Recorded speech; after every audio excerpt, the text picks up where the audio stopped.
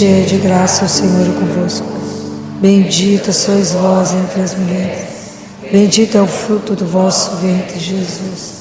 Santa Maria, Mãe de Deus, rogai por nós, pecadores, agora e na hora de nossa morte. Amém. Obrigada, gente. Vamos sentar.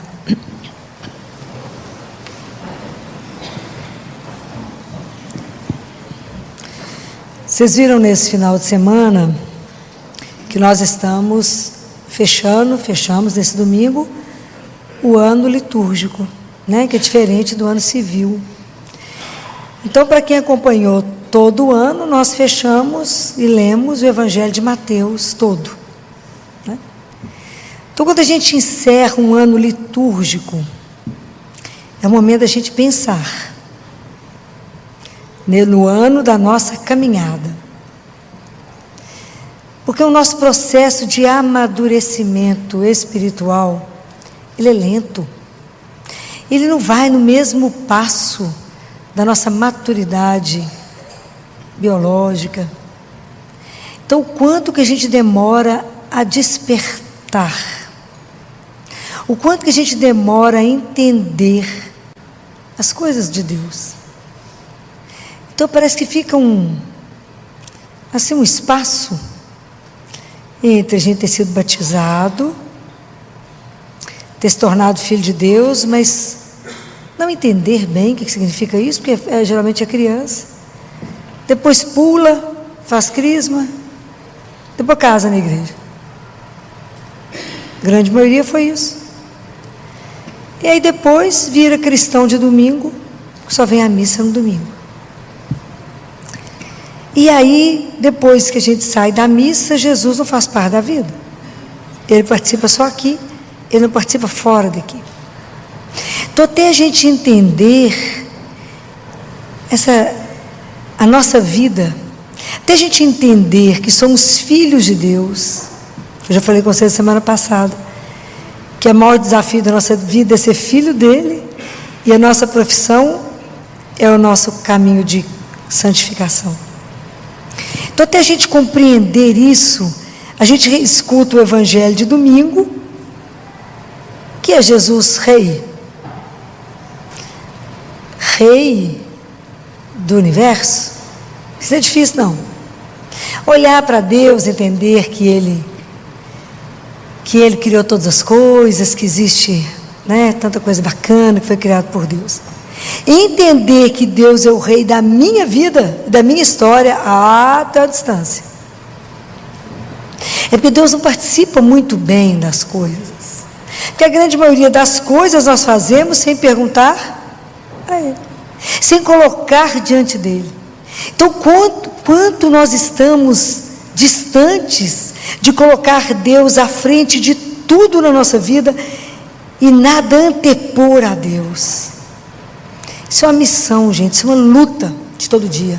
Nada estar à frente antes de Deus na minha vida, mas tudo Ele, isso exige de nós vigilância. Por isso que eu falei que é um processo de maturidade. Então, quando eu escuto o Evangelho de domingo, eu tenho que obrigatoriamente fazer uma pergunta: o que eu estou fazendo com a minha vida, nessa vida que Ele me deu, esse dom que Ele me deu, como é que eu estou usando esse dom? O que você tem feito da sua vida? Isso é real. Porque quando descreve aqui que Jesus fala da vinda dele, da segunda vinda dele, que nós vamos ter 2 julgamentos. Um no momento da nossa morte.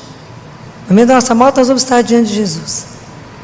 É o julgamento individual. E depois vai ter o julgamento universal.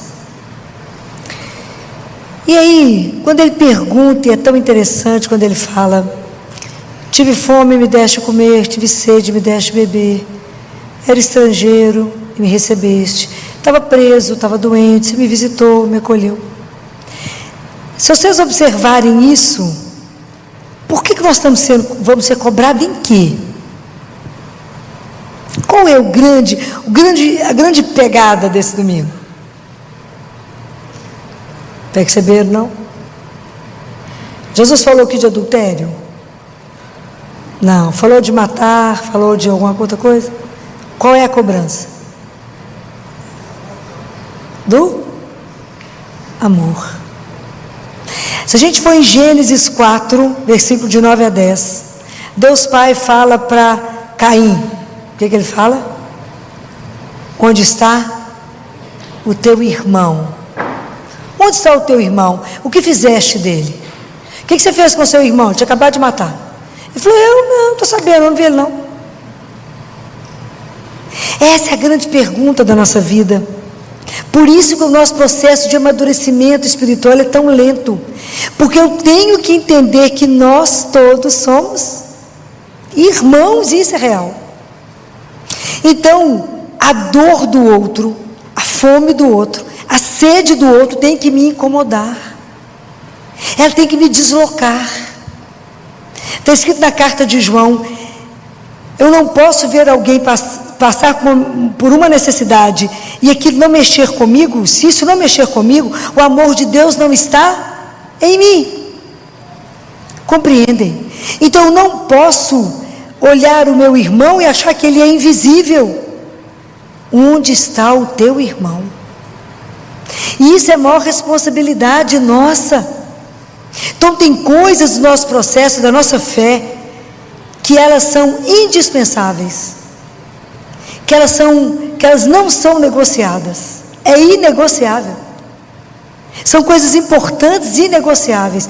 O que está escrito na palavra de Deus que Jesus fez na vida? O que ele passou pela vida fazendo? Todo tipo de... Está escrito na palavra. Vou vocês para levar trazer a Bíblia, né, gente? Jesus passou pela vida fazendo todo tipo de bem. Será que se for chamado agora por Ele, nesse momento, poderá olhar para a minha vida e falar, ela passou pela vida fazendo todo tipo de bem? Será que as nossas atitudes ajudam o outro de verdade, de verdade? Ou a gente prejudica o outro e é meu irmão? Ou mais grave do que isso, né? Eu sou omissa em relação ao outro. Eu ignoro. Falei, está comigo? Compreende, isso é muito grave. Por que é grave? Por que eu estou falando com vocês que isso é grave? O que Jesus falou? O que vocês lembram da missa de domingo? Do Evangelho? Nada, né? Filó, não sei nem o que eu comi hoje, gente. O que Jesus falou? Ele falou, mas Senhor, quando é que foi que nós estivemos com fome? Quando foi que eu te vi com sede? Quando foi que eu te vi na rua? Quando foi que eu te vi preso? Quando foi que eu te vi doente? O que ele falou? Qual foi a resposta dele? O que você fizer ao menor dos meus irmãos, é para quem que faz? Para mim você fez. Isso é de uma gravidade que eu até estremeço. Porque não fala, fica parecendo que você fez assim parecido comigo. Não. A identificação que Deus tem com o menor, com o mais abandonado, com o mais pobre, é uma identificação sacramental. Presta atenção nisso. Então a forma como a gente reage diante deles é a forma como eu reajo diante de Deus. Aí a coisa ficou feia. Compreenda a gravidade desse evangelho. Isso é para nos sacudir. Eu não posso passar por alguém na rua, alguém que eu encontro na porta de uma padaria, de um restaurante, e alguém que você vê com fome, faz assim para você, e você fala, não tenho nada. É assim que você faria diante dele? É seríssimo. Porque isso coloca a sua vida toda para ser avaliada. Se a gente não se levantar pela manhã com a disposição de aliviar alguém, de diminuir o sofrimento de alguém, de tirar alguém que está vivendo aqui na terra como se estivesse dentro do inferno e levar para essa pessoa um pedacinho de céu, nós estamos fazendo o que com a nossa vida? Se eu não for capaz de um sorriso, filha, mas eu não conheço nenhum estrangeiro, mas filha, o outro, quando a gente fala de hospitalidade, também é uma acolhida do outro no seu coração. Acolha o outro. Não seja indiferente ao outro. Escute, o povo está tão sozinho, tão abandonado, tanta solidão aí, tanta gente doente, no aspecto da emoção. Tenha tempo para o outro, escute o outro. Faça o que Ele faria no seu lugar. Porque hoje somos nós que somos os olhos dele. Então acontece alguma coisa, a gente fala: Senhor, você não vai fazer nada. Não é assim? Acontece uma situação difícil, a gente fala com ele assim: Senhor, você não vai fazer nada nessa situação? Qual deveria ser a resposta dele para nós? Eu espero que vocês possam diminuir o meu sofrimento, porque o sofrimento do nosso irmão é o sofrimento dele. É isso que nós temos que compreender. E quando a gente compreende isso, toda a nossa história muda. A minha forma de ver o Evangelho, a minha forma de viver o Evangelho é completamente diferente. Porque viver isso aqui que Jesus falou, guardem uma coisa: religião não é utopia, religião não é uma ideia, Jesus não é uma ideia. É à medida que eu vivo a minha fé, que eu vivo as obras, que eu vivo a situação de amor, o reino de Deus está acontecendo aqui agora. Se você está ali com alguém, matando a fome de alguém, acolhendo alguém, aliviando alguém, trazendo esperança ao outro, falando: coragem, de pé, nós vamos mudar a história, vamos dar conta, juntamos uma turma, fazemos as coisas, ali o reino de Deus está acontecendo. Porque hoje nós somos os representantes dele aqui. Hoje nós anunciamos que Jesus está vivo. Hoje nós somos o resto cristão. Hoje somos nós que viemos para pôr esse fogo no mundo. É o fogo do amor. Não existe uma revolução maior do que essa que ele pregou. E isso nos incomoda, né? Porque isso nos tira da nossa zona de conforto. Porque de verdade eu tenho que me comprometer com o outro. Eu falo: calça o sapato do outro. Porque é tão fácil julgar, falar: fulano não faz nada, fulano. Calça o sapato do outro. Fulano, mas eu não vou ajudar fulano não, porque ele vende a comida que eu dou, vai para o crack. Qual é a sua função? É dar a comida. O que ele vai fazer com isso você não tem poder sobre isso. O seu papel você fez. Compreendem? Você parou, olhou, ouviu, né? Então, restaurar a dignidade do outro que nem sabe que tem dignidade. Ajudar o outro no caminho dele. E aí, depois que você matar a fome, fala de Jesus para ele. Conta para ele.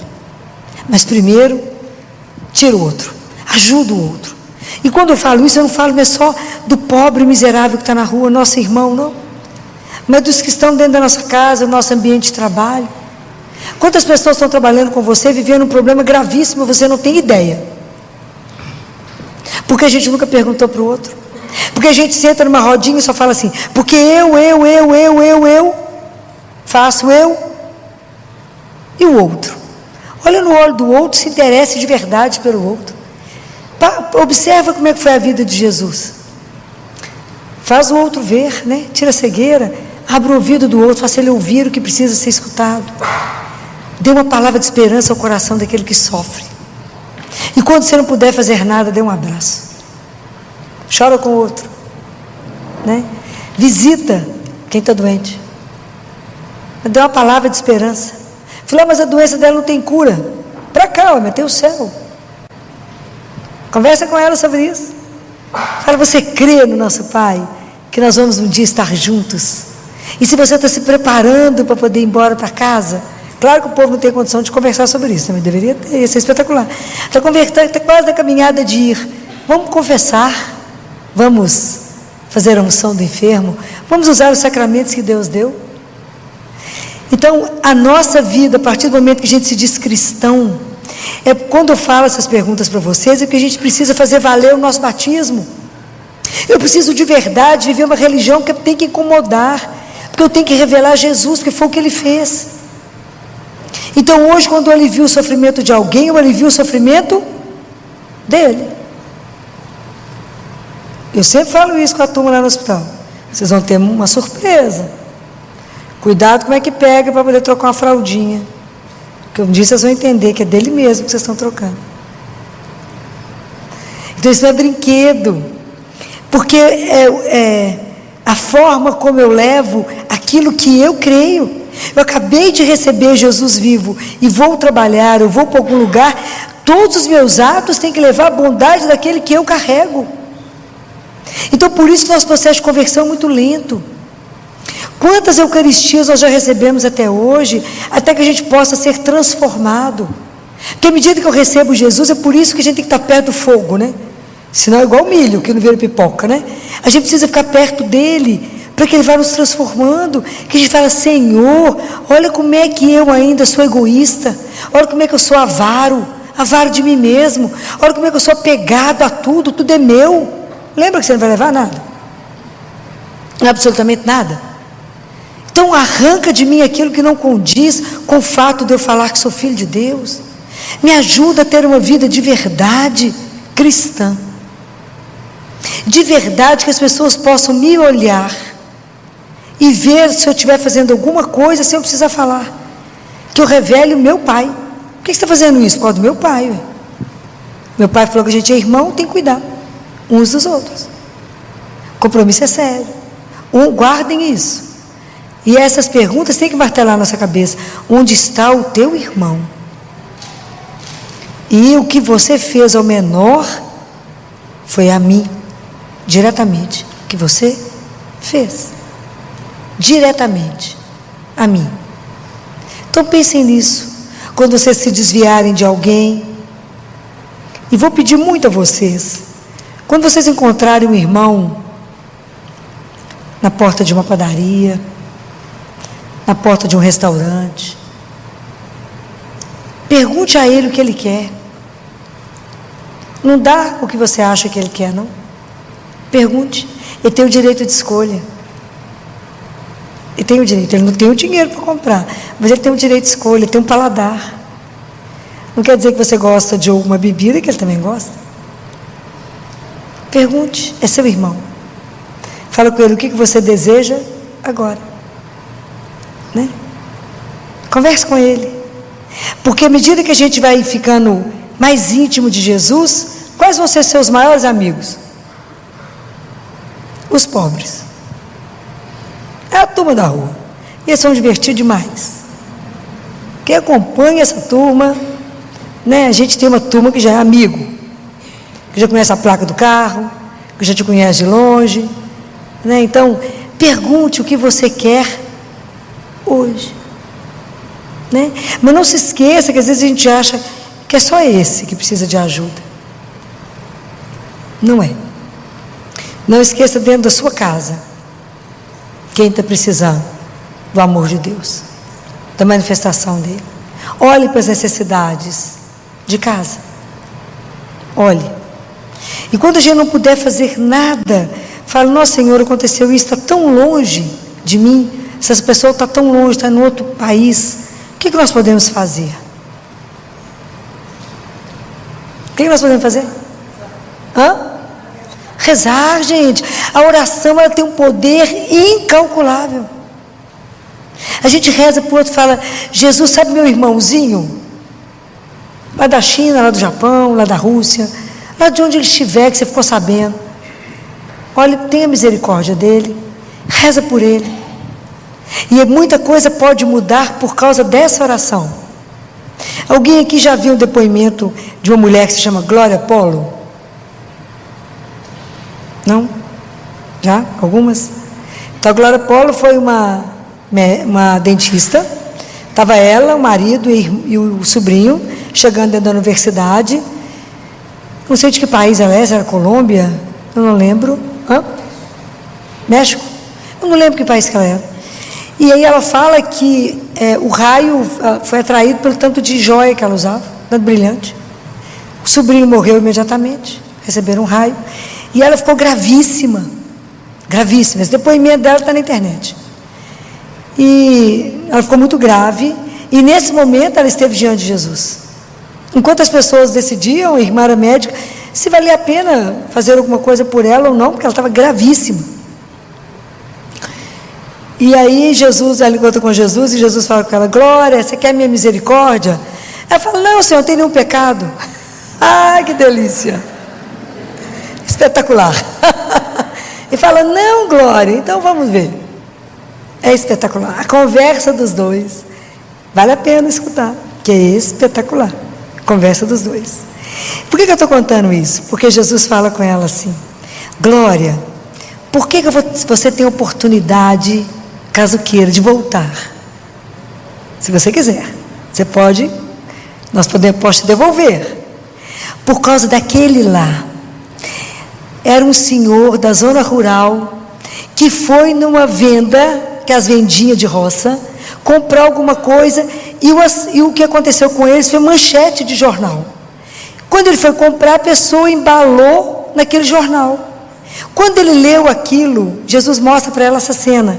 Ele ajoelha assim no chão, põe a mãozinha posta e fala: Senhor, a minha irmãzinha está muito ruim, ajuda a minha irmãzinha. E aquela oração mexe com o coração de Deus e fala: está vendo ele rezando por você, nunca te viu, não sabe quem você é, intercedeu por você. E aí ela volta, faz a opção por voltar, sofre demais, estava muito queimada, mas ela foi esturricada, mas Deus ainda deu a ela, restituiu ela tanto que ela teve uma filha depois. Então vale a pena vocês verem o depoimento dela. Ela anda pelo mundo anunciando, mandando o povo rezar, e por tudo que ela conversou com ele, né? E é tão bacana. E Jesus uma hora pergunta para ela assim: Glória, você quer ver o mundo com os meus olhos? Ela fala: quero. E aí ele deixa ela ver com os olhos dele, e ela fala que vê um monte de luzinha andando no mundo, e fala com ele assim: Senhor, que tanto de luzinha que é essa andando no mundo? Vocês têm noção do que Jesus responde para ela? Não? Jesus fala com ela: oh, Glória, essas são as pessoas que fazem adoração ao Santíssimo, são as minhas luzinhas na terra. Não é lindo? É lindo, vale a pena vocês lerem isso, né? E eu fico pensando como que nós somos frágeis na hora de dar um depoimento, assumir que cremos em Deus, professar diante, às vezes, de pessoas importantes, poderosas aqui, poderosa no sentido do que o mundo julga, que o nosso rei é um rei da cruz, do sofrimento. Então, nessa hora, para a gente não ter vergonha, a gente fala: rezo, né? A gente às vezes tem vergonha de assumir que cremos em Jesus, que Ele é a razão da nossa vida, que Ele é o amor da nossa vida, e que eu estou na luta para Ele ficar à frente de tudo. A gente tem vergonha. E eu fiquei lembrando da história de um adolescente de 14 anos de idade. Não sei se vocês conhecem a história de um adolescente. Hoje eu não estou com a memória boa. José... Vocês vão entrar na internet e vai saber. Acho que é José Sanches, que na época o país estava sobre como se fosse uma ditadura, né? Sanches, José, alguma coisa Sanches, e que tinham que não ter mais nenhuma prática cristã, nada cristão. E ele entra na guerra porque eles querem manter os valores religiosos e poder professar a fé. Então ele está lá machucado, diante da mãe e do pai dele, e o pai fala com ele: meu filho, é só não dizer o nome dele, é só não dizer, para que você não seja morto, é só não dizer. Ele olha para o pai e para a mãe e fala: eu te amo, e fala: viva Cristo Rei, e é assassinado. Será que a gente, diante de uma ameaça, daremos conta de gritar como esse adolescente de 14 anos de idade: viva Cristo Rei? Então hoje, qual é o maior empecilho de Jesus para ser o Rei? É o nosso coração. Porque enquanto o nosso coração for duro, onde Ele não puder reinar dentro de nós, como é que Ele vai reinar no mundo? Como é que Ele vai reinar na nossa cidade, na nossa paróquia, se Ele não for o meu Rei? Então, hoje o grande empecilho para que Jesus de verdade possa ser o Senhor, começar o Senhor da minha vida, é o meu coração ser evangelizado, meu coração ser domado, para que de verdade Ele possa reinar. Porque temos tanto medo de Deus, eu não compreendo. Deus é só amor e misericórdia. Então, quando Ele coloca essa parábola, é porque na verdade a nossa vida, o sucesso da nossa vida, o valor importante que possamos dar a ela, ou o nosso fracasso vai ser avaliado diante do outro. O que eu fiz com o outro? Foram as minhas omissões ou as minhas obras, as minhas boas obras, que vão dizer se a minha vida é uma vida de verdade. Pensem nisso. Porque nós estamos encerrando um ano litúrgico. E eu preciso perguntar, qual é o papel de verdade de Jesus na minha vida, né? Quem Ele é de verdade para mim? Um ano a gente, né, encerrando o grupo quase, né? Que agora a gente vai entrar no advento. Mas de verdade, qual é o papel dele? De verdade, como que o Evangelho mexe comigo? E que eu tenho que mudar o meu olhar. Porque eu sou, hoje, um instrumento dele aqui. Então, cada um de nós precisa pensar. Quando encontra com o seu porteiro da sua casa, com a sua funcionária, com os colegas de trabalho, que são nossos irmãos. De verdade, ter um olhar. Se interessar pelo outro, cuidar do outro, semear o amor no mundo com tanto desamor, tanto desafeto, tão estressado, tão as pessoas, tão nervosas. Dá um abraço, conversa, se interesse, e sempre quando vocês fizerem isso, depois vocês lembram a ela, que ela tem um pai, que Jesus veio nos revelar, que somos filhos do Altíssimo. Por isso você está preocupado comigo? Sim. Somos filhos de Deus. Que essas palavras possam nos acompanhar. E que Nossa Senhora, né, que teve um coração tão domado, que permitiu que o reino de Deus, né, se instalasse a partir dela. Que ela nos ajude, interceda por nós, na nossa miséria, na nossa avareza, no tanto nosso egoísmo, que a gente é tão voltado para nós mesmos. Mas que a gente possa começar a prestar atenção nisto, e que essa frase nos acompanhe. Onde está o teu irmão? Existem alguns santos que não, quando estavam muito doentes, que não podiam mais sair, pedia sempre para ter um pobre do lado da cama deles, por causa da presença, da identificação de Jesus com eles. Então pensem nisso. Pense de verdade que a questão é você com você. Aonde está o teu irmão? Qual é o nível que eu tenho me comprometido de verdade com o outro? Qual a consciência que eu tenho de sermos irmãos? Então vamos pedir a Jesus, a Nossa Senhora, que interceda por nós quando nós estamos encerrando um ano litúrgico, não para ter medo de Deus, imagina, mas para poder divulgar e difundir no mundo um amor incondicional de um Deus que é para todos.